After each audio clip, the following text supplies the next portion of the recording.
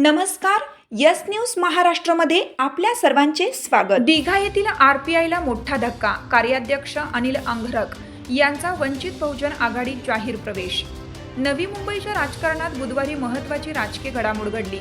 Republican पक्ष of India Athawale गटाचे दिघा विभागाचे कार्याध्यक्ष अनिल अंगरख यांनी आपल्या समर्थकांसह वंचित बहुजन आघाडीत जाहीर प्रवेश केला. या पक्ष प्रवेशामुळे स्थानिक राजकीय वर्तुळात चर्चेला उधाण आले असून आरपीआय आठवलेसाठी हा मोठा धक्का मानला जात आहे. दिघा परिसरात अनेक वर्ष आरपीआय आठवलेच्या माध्यमातून सामाजिक व राजकीय कार्य करणारे अनिल अंगरख यांनी वंचित बहुजन आघाडीचे नेतृत्व स्वीकारत नव्या राजकीय वाटचालीला सुरुवात केली. पक्षाच्या वरिष्ठ नेत्यांच्या उपस्थितीत झालेल्या या प्रवेश सोहळ्यात मोठ्या संख्येने कार्यकर्ते उपस्थित होते.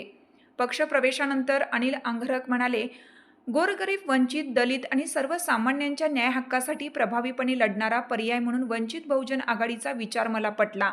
आदरणीय ॲडव्होकेट प्रकाश आंबेडकर यांच्या नेतृत्वावर विश्वास ठेवून मी पक्षात प्रवेश केला असून दिघा परिसरातील सामाजिक आणि जनहिताची कामे अधिक जोमाने करणार आहे. यावेळी वंचित बहुजन आघाडीच्या नेत्यांनी अनिल अंगरख यांचे पक्षात स्वागत करताना सांगितलं की तळागाळात काम करणाऱ्या कार्यकर्त्यांच्या प्रवेशामुळे पक्षाची ताकद वाढणार असून नवी मुंबईत वंचितचा जनाधार अधिक मजबूत होईल. दिघा हा आरपीआय आठवलेचा प्रभाव असलेला विभाग मानला जातो. त्यामुळे अंगरख यांच्यावर त्यांच्या अनेक समर्थकांनी वंचित बहुजन आघाडीत प्रवेश केल्याने स्थानिक राजकीय समीकरणांवर त्याचा परिणाम होण्याची शक्यता व्यक्त केली जात आहे.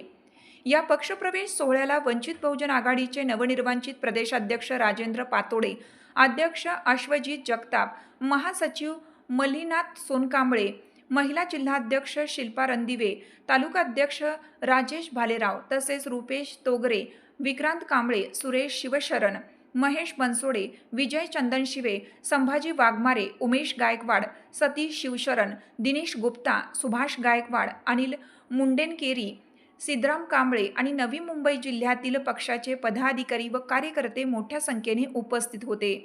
यस न्यूज महाराष्ट्रासाठी रवी पी ढवळे सर, कार्यकारी संपादक. तुमची साथ आमची.